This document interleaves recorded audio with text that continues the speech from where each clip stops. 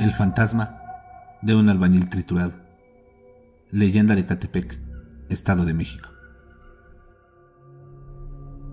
Cuando estaban construyendo lo que hoy es Ciudad Azteca, hubo muchos accidentes. Ya saben, de esos que pasan en cualquier obra donde hay cientos de trabajadores, maquinaria, escaleras, andamios. Entre tantos accidentes, hubo uno fatal que nadie supo cómo ocurrió. Pues al parecer, un albañil se cayó en la mezcladora de cemento. Sus compañeros se dieron cuenta del accidente cuando empezaron a usar la mezcla y descubrieron trozos de ropa ensangrentada y restos humanos triturados. Además de que faltaba un trabajador que jamás volvieron a ver en vida. Cuentan que los contratistas dijeron que no podían desperdiciar la mezcla porque perderían mucho dinero. Siguió la construcción y supuestamente, dicen, en muchas de las casas de la calle Ajusco hay partes del cuerpo de aquel infortunado albañil. Esa fue la parte verídica, y al poco tiempo empezaron las leyendas. Cuando las casas estaban ya terminadas y habitadas, muchas personas que vivían en esa calle, la calle Ajusco, afirmaban haber visto el fantasma de aquel albañil, o al menos que lo habían oído lamentarse. Y no solo la gente de antes, sino que los que viven hoy día en ese sector de la colonia afirman lo mismo. Dicen que se le ve en los techos, escalando las paredes, también dentro de las casas, que va de casa en casa tratando de recoger las piezas de su cuerpo hasta completarlo, y que por donde pasa a todos se espanta, porque su fantasma se ve como si fuera un cuerpo mutilado y ensangrentado, una especie de cadáver viviente. Cuando llega a la esquina, se regresa y sigue buscando y recogiendo las partes de su cuerpo.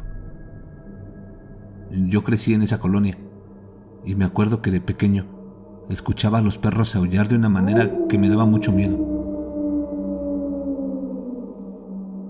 La gente mayor decía que los aullidos era porque el ánima del albañil andaba en busca de su cuerpo fragmentado. También contaban que en las noches de luna llena veían a su fantasma sentado en una esquina, pegándose sus partes encontradas con el propósito de completar el cuerpo. Desde siempre se han oído muchos ruidos extraños de ultratumba por toda la calle Ajusco.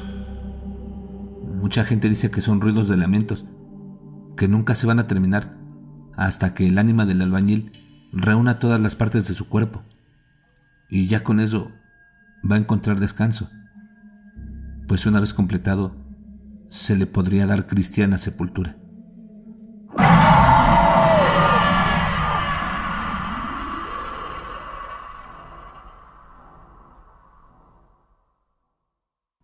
Los ahorcados de la casa maldita.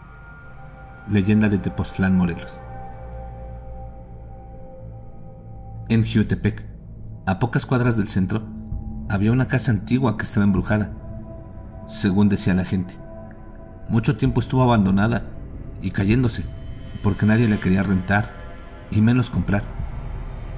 Parece que hace poco, finalmente, la tumbaron para construir un condominio, pero dicen, sigue siendo un lugar maldito. Según la historia que cuentan, hace muchos años vivía ahí una familia normal en esa casa.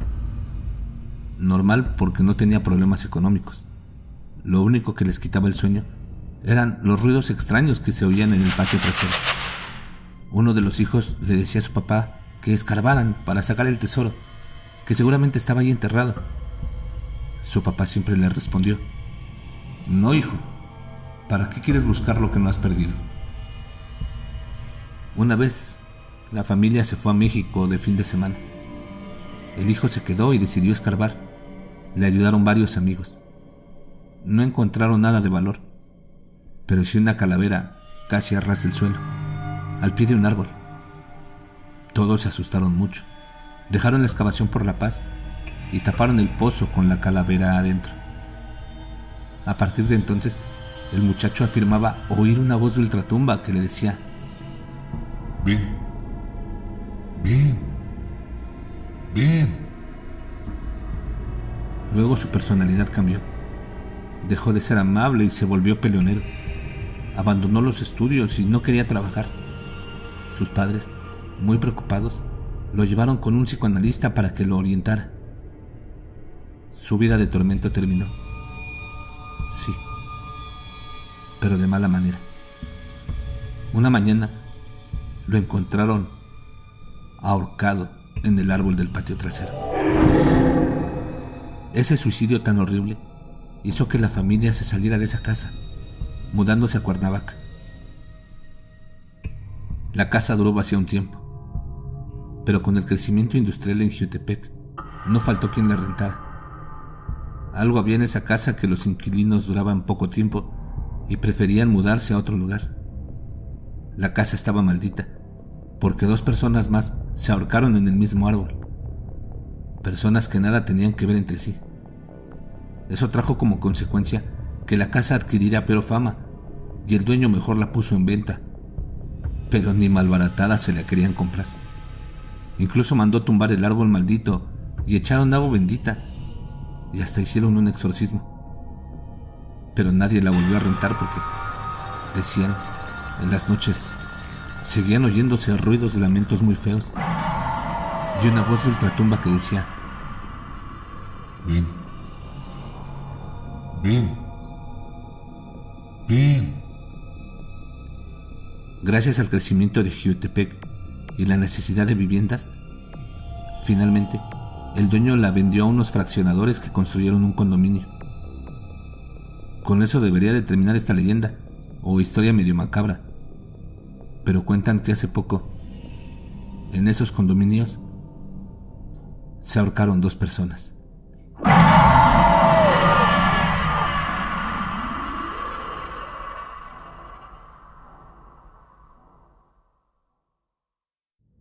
Un año en el mundo de los muertos. Leyenda de Linares, Nuevo León. De acuerdo con la tradición mexicana, durante los días de muertos, el 1 y 2 de noviembre, todos los difuntos tienen permiso divino para regresar a este mundo y convivir espiritualmente con sus seres queridos. Es por ello que mucha gente acostumbra ir a los panteones en esos días para dejar flores, ofrendas y hasta alimento y bebida en las tumbas de sus difuntos. Hay quienes dicen que incluso esos días la muerte misma ronda en los cementerios para disfrutar de su día. Cuentan que en Linares sucedió un caso muy extraño, precisamente un día 2 de noviembre, aunque no salió a la luz pública porque los involucrados y sus familias prefirieron guardar silencio.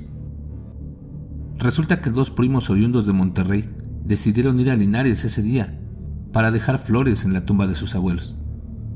Sus novias los acompañaron, gustosas de participar en una tradición que no les era común. Salieron de Monterrey después de la comida y llegaron al panteón de Linares casi 2 horas después. Estaba lleno de gente, en un ambiente festivo. Como los 2 primos no recordaban con exactitud dónde se ubicaba la tumba de sus abuelos, anduvieron buscándola, mientras que aprovechaban para dejar flores en las tumbas que parecían olvidadas. Cosa que a sus novias les provocó risa y fue objeto de sus burlas. Eran como las 6 de la tarde cuando un hombre joven se aproximó a las 2 parejas y les preguntó si andaban buscando alguna tumba en particular. Los primos les dijeron los nombres de sus abuelos y el hombre afirmó saber dónde estaba. Los llevó al otro panteón y sí, era la tumba correcta. Ahí depositaron el resto de las flores y prendieron unas veladoras. El hombre estuvo observándolos en silencio.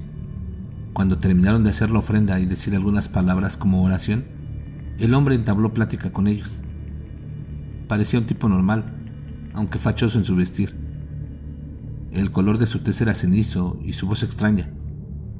Sonaba cavernosa. Les dijo que andaba de visita ese día, pero que no podía ir muy lejos porque los federativos no lo permitían. Añadió que muchos compañeros también andaban en el panteón. Al poco rato llegó una mujer, bien arreglada, luciendo joyas que parecían antiguas, como un camafeo y una peineta de carey. Además, su peinado parecía anticuado. Saludó cordialmente al hombre y se unió a la conversación. Les preguntó a las muchachas si habían entrado a la capilla. Ellas dijeron que no. ofreció llevarlas si les interesaba y las muchachas asintieron. Sus novios les dijeron que no demoraran mucho, porque ya empezaba a oscurecer y no querían regresar a Monterrey tan tarde. La mujer y las 2 muchachas se dirigieron a la capilla, seguidas por sus novios y el hombre joven, quien continuaba hablando de lo agradable que era para él estar ahí ese día y conversar con cualquier tipo de gente. El panteón lucía cada vez más vacío. Los primos vieron cuando sus novias entraron a la capilla. Ellos se quedaron afuera con el hombre joven. A las 7 en punto sonaron las campanas y dijo que ya tenía que irse. Agradeció a los 2 primos por la compañía y por haberlo puesto al tanto de las novedades del mundo. Entonces, los primos se dispusieron a entrar a la capilla para reunirse con sus novias. Pero la puerta estaba cerrada con candado. Se les hizo muy extraño y preguntaron a varias personas, quienes dijeron que esa capilla casi nunca la abrían. Se quedaron ahí, esperando a sus novias infructuosamente, muy preocupados. Más tarde, hablaron por teléfono con las familias de ellas para explicarles lo sucedido. Sus padres fueron de inmediato a Linares y todos se hospedaron en un hotel. Al día siguiente, volvieron al panteón sin encontrar rastros de ella. Casi no había gente, excepto los que hacían la limpieza, quienes afirmaron que la capilla no había sido abierta el día anterior y que nadie tocó las campanas. Eso quedó como un misterio que provocó muchísima incertidumbre y tristeza a los novios y a las familias de las muchachas, pero decidieron no dar aviso a las autoridades, pensando que aparecerían en 2 o 3 días. Pasó el tiempo y nada se supo de las muchachas. Al siguiente 2 de noviembre, los primos fueron otra vez a Linares, más con el deseo de reencontrar a sus novias que con el de dejar flores en las tumbas. Estuvieron afuera de la capilla, que estaba cerrada, hasta la hora del crepúsculo, cuando ya casi no había gente. En eso, sonaron las campanas y al poco rato llegaron las 2 muchachas, platicando como si nada hubiera pasado. Hasta se les hizo extraño que sus novios anduvieran vestidos con ropa distinta. Ellos les contaron lo sucedido un año atrás, que había transcurrido exactamente 1 año de su desaparición, pero las muchachas no les creyeron. A su vez, ellas dijeron que estaban en la capilla platicando con la mujer, quien las regañó por burlarse de la tradición de dejar flores en las tumbas olvidadas, y se fue sin decir adiós cuando sonaron las campanas.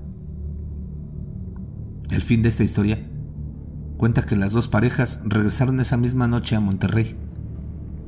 Las familias de las muchachas estuvieron muy sorprendidas y a la vez agradecidas de verlas sanas y salvas.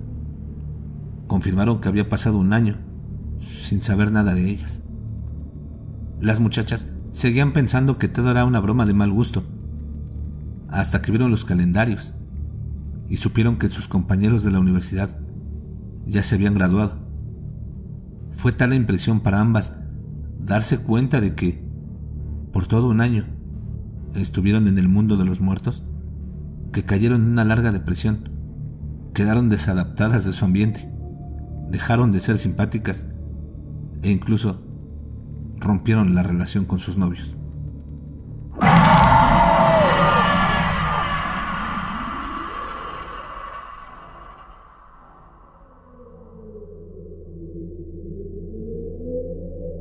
Tres leyendas poco conocidas de México, pero no por eso menos aterradoras. No cabe duda que en cualquier lugar y a cualquier hora podemos tener un encuentro con lo sobrenatural, lo desconocido, lo terrorífico. ¿Ustedes conocen alguna leyenda así? ¿Les ha tocado vivir algún evento paranormal como los que hemos escuchado? Si es así, los invitamos a que nos envíen sus correos electrónicos a masterror@masterror.mx, que nos escriban en la caja de comentarios o pueden compartirnos sus historias en nuestro Facebook, www.facebook.com/masterrormx. Síganos en Instagram, Más Terror MX. También los invitamos a que se suscriban a nuestro canal, le den like a la narración y compartan, para que podamos generar más contenido.